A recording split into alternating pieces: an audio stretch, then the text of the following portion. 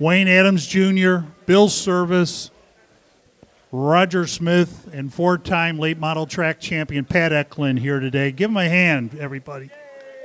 Yay. We'll start with the man to the far left, Wayne Adams Jr. Familiar name.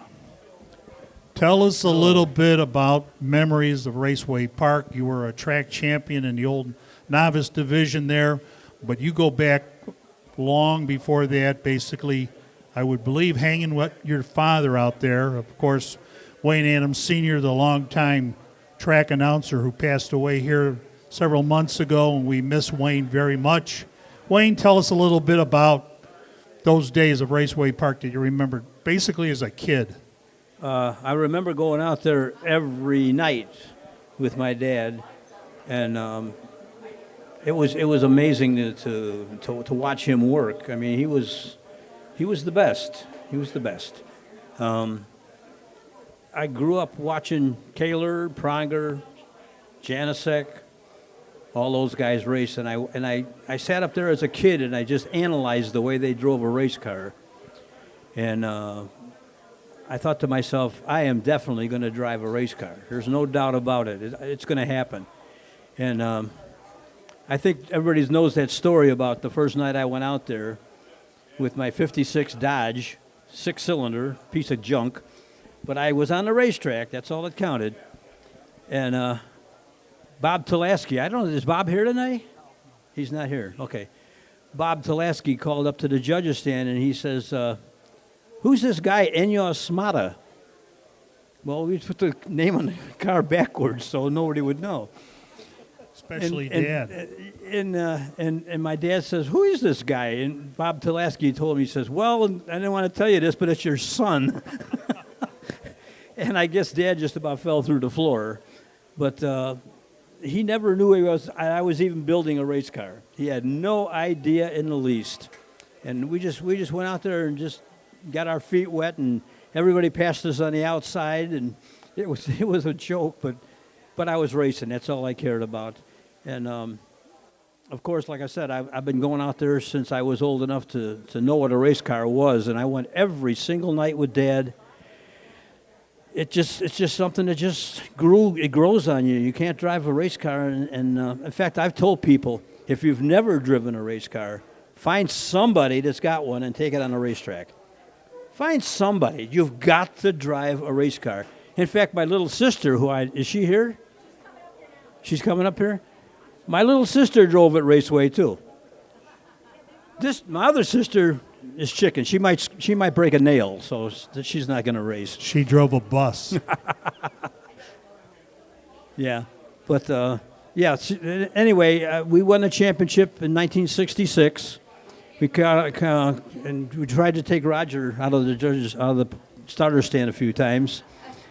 I wanted to make sure that I rubbed the door handle on the wall when I went past him.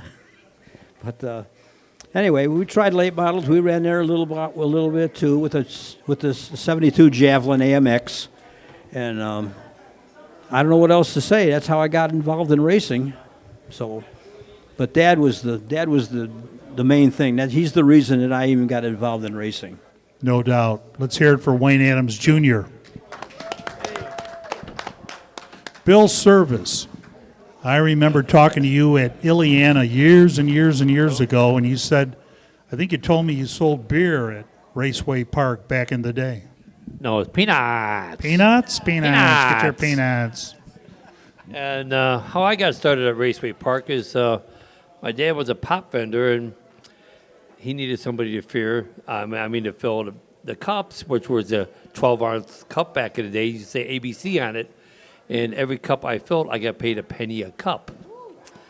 All right. Well, you know how much money you could do to go to the go-kart track across the street for a penny a cup. So then my dad became a beer vendor. Then I became a pop vendor. And I had a guy named Roger Rubino. Anybody know Roger Rubino? We've heard Roger of him. Rubino used to work for me, and I used to pay him a penny a cup. All right. And then... well, as the years went by, and then we sold peanuts and all the other stuff, and then went to Navy and left Raceway Park. And then I got divorced and bought a race car. It's usually the other way around, I Yeah, think. it is usually. It was kind of backwards. My ex-wife was from North Carolina, did not like racing, so something was wrong with that picture. So then I ended up getting endurals and doing endurals, and then we lost Raceway, which was really pretty sad, and really liked the Raceway Park a lot. Spent a lot of time there, and went to Ileana. We had some good times at Ileana and some racing, and that's how the life has gone. And this is my father-in-law right here. So I'm married to a former flag girl from Raceway Park too, to put that on the note. Right, honey? Karen. Say wave. Okay, thank you. Okay. So that's the story of my life. Well, you won. You did pretty well there at Ileana. You won, 4 or 5 track championships in the street stock division. You're still racing, I guess. Yeah, I'm still Matter racing. of fact, you were at Grundy County Speedway last night. Yeah, we won't talk about that last Okay. night. Last night All was not right. a good night. Bad night.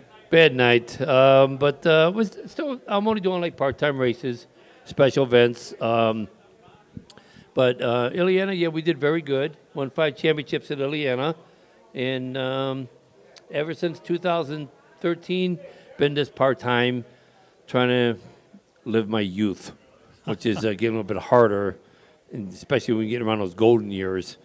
You know. Don't so, talk about the golden years. Yeah, there ain't no Just golden ask about it. Just ask Pat Eklund. Yeah, he's a little bit more golden than I am, but Yeah, I remember going to Raceway as a kid, and Yeah, he was oh. racing out there. I'm, we race, every Saturday at Ileana. Would like to know how these drivers did Wednesday, Friday, Saturday, Sunday. That had to be one feat to do.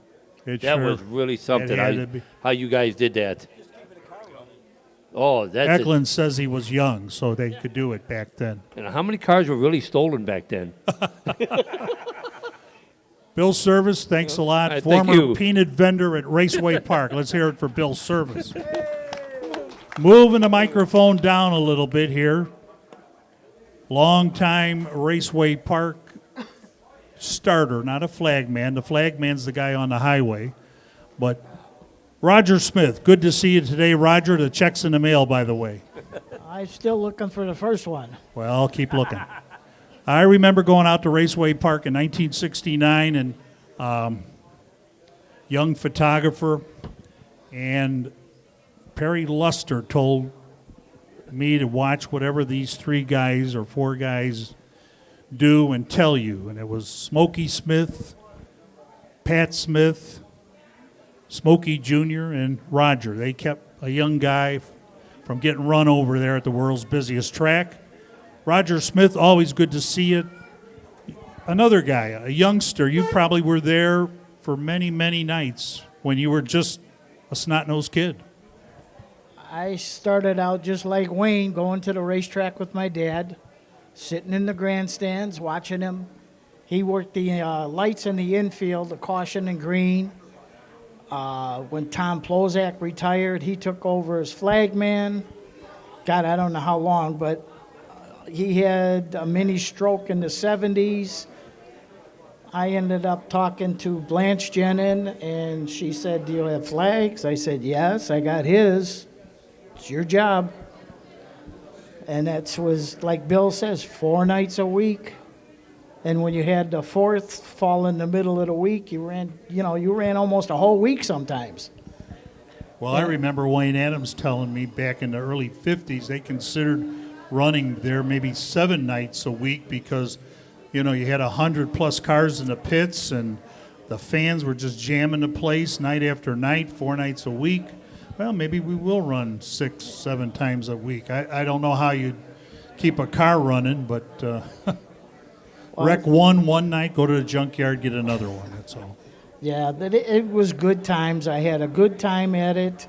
I hated to see it go, but in one way, it was nice. I have my weekends off now. I can do what I want. Really, what you want to do, huh? The wife Yeah. has nothing to say about it. No. All right. No. And then, Liar. like Stan said, when he came to the middle of the track pictures, we kind of told him, never turn your back on these guys. Just keep aware. Well, all the years that I worked there, I was the first one that got hit in the infield. Had a car on the back stretch come off the wall, and it was like once they hit the grass, you had no idea where they were going. And I lucked out, it was one of them dwarf cars. And when it got close, I just jumped as high as I could. It spun me around, but I was fine. If it had been a regular late model or a street stock, it had really done some damage. The late Roger Smith. Yes. Late. Yes. I mean, your dad was there for many, many years. Your brothers worked there. You worked there for Yep. many years. You married into the family, I'm told, so. Put me on the spot, huh? Yeah, I figured, No, there was a lot of good memories. I mean, I made some good friends with more the second generation, I call them. The Pat Eklunds, the Walt Myers, them guys there. It was like we had a good time. Pat, the Walt Myers, I'd kind of stick my foot over the wall, and they try to run into my feet, scrape the wall during qualifying or hot lapping. And we had a good time. We're still all good friends. Or not see the yellow flag. Yeah, or not see the yellow flag or the black flag. Just keep going. But no, I mean, we had a good time. Roger Smith, it's always a pleasure to see you and talk to you. The check is in the mail. Trust me. I'll be looking this week. Roger Smith, everybody. Well, our final contestant here on Jeopardy is, our final interview this afternoon is four-time late model track champion, known to some people as just simply the Stick Man, or Pat Who, but Pat Eklund. Pat Eklund, everybody. Four-time late model champion at Raceway Park. Pat, I remember you and a fella by the name of Tommy Turtle at Raceway Park, and I hope nobody's here that's going to get us in trouble, but you'd run a race, go into your van, had a television in there, had some cold beverages. And it Oh. had rained out. Yeah, well, it wasn't even raining. I think it was sunny that day. And then, it's a heat race now, Pat. You better go out there and race. And never mind. Don't tell that story. But Pat Eklund, what do you remember way back when you grew up? I believe in Calumet Park and right down the street there. Running from Blue 4 Eye. nights a week is probably the biggest memory. Boy, you never stopped. You never stopped. Obviously, Friday, Saturday, and Sunday you were busy all weekend. But like you just mentioned a little while ago, if there was a holiday, well, Memorial Day, you'd run 2-3 features on that day. You'd run a feature on the other 2 or 3 days before. If the 4th fell on a Tuesday, you were running 5 nights a week. It was pretty busy. That's why they called it the world's busiest track. That it was. Of all those championships, and I remember you starting in 6-cylinder cars, and that couple of memories, highlights of Pat Eklund's racing career at Raceway Park. Well, I'll never forget the one night we did set the track record with the wedge car. Your dad came down after the races and said, "I almost didn't give that to you until the second lap. You were faster than the first one." Maybe the clock was wrong. Huh? Exactly. Maybe. Yeah, that was quite a memory, especially when you had Wayne coming down to talk to you. So, Kind of a big deal. yeah, it was. Yes, You it talk was. about Wayne Adams. I remember a fella, I won't mention a name, but he just told me, he says, I was in the pits, I was at Raceway Park, had never run there before, and here comes Wayne Adams, and he doesn't know me from Adam. And he says, well, what's the name? What's the hometown? Have you raced before? And this is Wayne Adams talking to me, and kind of a big deal. Yep, yes, it was. He treated everybody pretty equally, whether you were Bud Kaler or Johnny Racer, That's for sure. Yes, he did. Probably the other one that sticks out in my mind is my first feature, late model feature. Turtle and I had built a car together. Just so happened that Bud Kaler was in that race. So the one and only time I got to beat Bud for a feature anyway. That's what counts, you know, those memories. And I remember him coming down and saying, well, this is one you'll never forget. And I haven't. Good. Thanks, Pat Eklund, four-time track champion. Again, Wayne Adams Jr., Bill Service, Roger Smith, and Pat Eklund. My pleasure to talk to you guys this afternoon here in Peatone, Illinois.